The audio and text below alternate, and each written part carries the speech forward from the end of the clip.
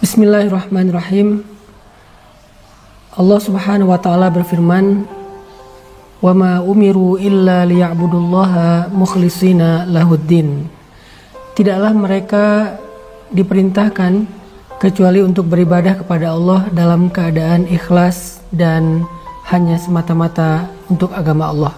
Di dalam sebuah hadis yang sangat terkenal, Rasulullah SAW bersabda, "Innamal a'malu binniyat wa innama likulli imri'in ma nawa." Sesungguhnya semua amal itu, semua perbuatan, semua ibadah tergantung kepada niat. Dan sesungguhnya seseorang diberikan balasan sesuai dengan apa yang dia niatkan. Dalam hadis yang lain Nabi juga bersabda, sesungguhnya Allah tidak melihat kepada rupa kalian, Allah tidak melihat kepada perbuatan kalian, Allah tidak melihat kepada harta kalian, tetapi Allah melihat ke dalam hati kalian. Ayat-ayat dan hadis-hadis yang barusan kita dengarkan ini semuanya menjelaskan kepada kita tentang pentingnya ikhlas dalam beramal. Karena ikhlas itu bisa dikatakan sebagai nyawanya amal soleh. Amal soleh yang tidak dibarengi dengan keikhlasan seperti jasad tanpa nyawa, maka dia disebut sebagai mayit, orang yang mati. Dan orang yang mati, mayit ini tidak bermanfaat, tidak bisa memberikan manfaat, tidak juga memberikan mudarat, tidak bernilai. Bangkai tidak bernilai. Sesuatu bernilai ketika ada ruhnya, ada nyawanya.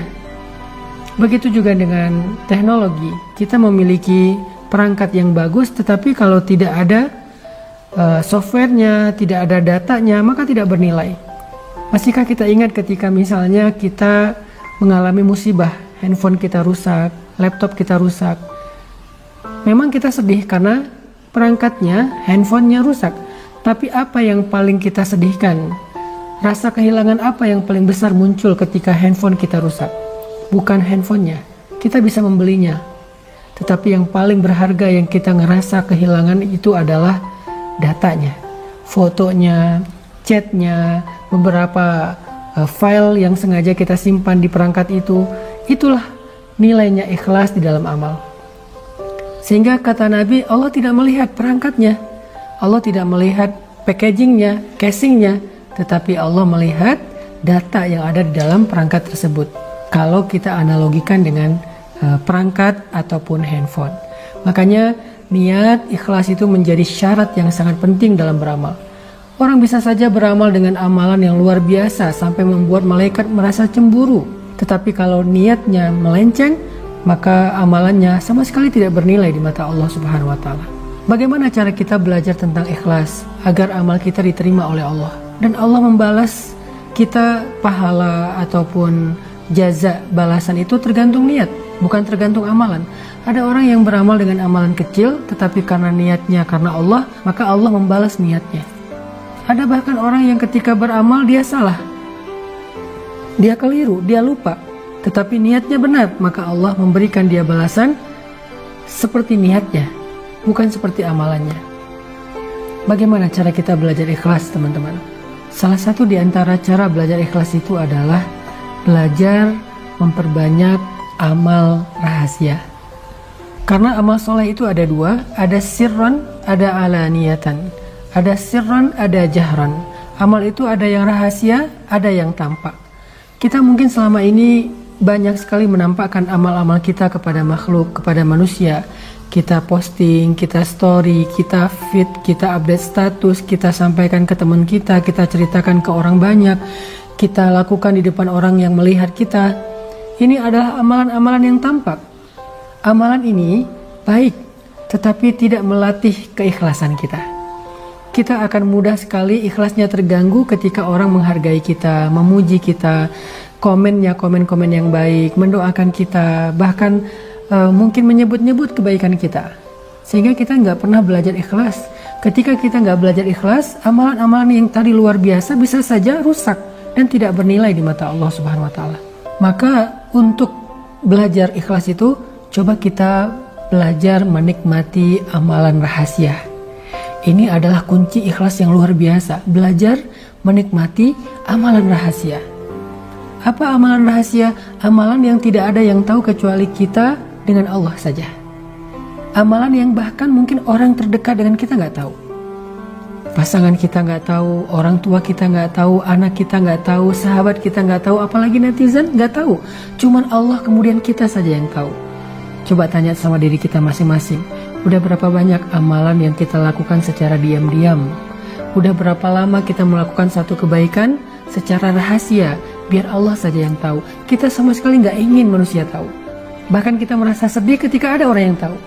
Kita merasa sedih ketika ada orang yang mendapati atau melihat kita melakukan itu. Apalagi sampai dia menceritakan kepada yang lain. Kita akan bermohon kepada dia, kita akan begging sama dia, please jangan ceritakan ini kepada siapa-siapa. Kenapa? Karena kita nggak ingin ada siapapun yang tahu. Disitulah kita belajar ikhlas. Tanyakan kepada diri kita, berapa banyak amalan yang kita lakukan secara diam-diam? Berapa banyak? Berapa lama? Disitulah kita belajar ikhlas. Kalau kita udah biasa menikmati amalan yang hanya kita tujukan di hadapan Allah, amalan zikir, sholat, tilawah, sedekah, kita lakukan secara dawam dalam waktu yang lama, dan kita tetap menjaga kerahasiaannya daripada manusia, insya Allah kita termasuk orang yang mukhlisina lahuddin. Orang yang seperti ini gak mudah digoda oleh syaitan. Makanya syaitan mengatakan, illa ibadakal mukhlasin, kecuali hambamu yang ikhlas. Itu sulit sekali itu digoda oleh syaitan. Dia susah digoda untuk ria, sombong, besar kepala, bangga diri, sum'ah. Gak bisa. Kenapa? Karena amalannya rahasia antara dia dengan Allah saja. Ada beberapa kalimat dari ulama yang luar biasa tentang bab ikhlas yang saya pernah mencatat. Di antaranya kata Imam Ibnul Qayyim Al-Jauziyah, ulama ul-wa'z, ulama yang sering memberi nasihat-nasihat yang luar biasa. Kata Imam Ibnul Qayyim Al-Jauziyah, orang yang beramal tetapi tidak ikhlas itu ibarat seorang musafir yang mengisi bawaannya dengan pasir dan batu, dan bawaan itu tidak bermanfaat bagi dia, hanya memberatkan punggungnya. Itulah orang yang beramal tetapi tidak ikhlas. Rugi ya, kita beramal capek-capek tetapi tidak bernilai di mata Allah Subhanahu wa taala. Ada juga cerita tentang zamannya Khalifah Harun ar-Rasyid, seorang khalifah Islam, raja Islam di masa Abbasiyah. Disebutkan bahwa di antara prajurit-prajurit Harun ar-Rasyid, para mujahid, para tentara, para pembela negara, di antara prajurit-prajurit Harun ar-Rasyid itu ada prajurit yang kalau di kita disebut Kopassus, pasukan khusus yang berjumlah 20.000 orang. Kenapa mereka disebut Kopassus, pasukan khusus? Bukan hanya karena mereka ahli, bukan karena skill mereka, tetapi yang luar biasanya, Kopassus di zaman Harun ar-Rasyid ini disebut pasukan khusus. Pertama, mereka tidak tercatat di dalam catatan para prajurit secara resmi. Tidak dicatat. Kenapa tidak dicatat? Agar tidak diketahui oleh siapapun.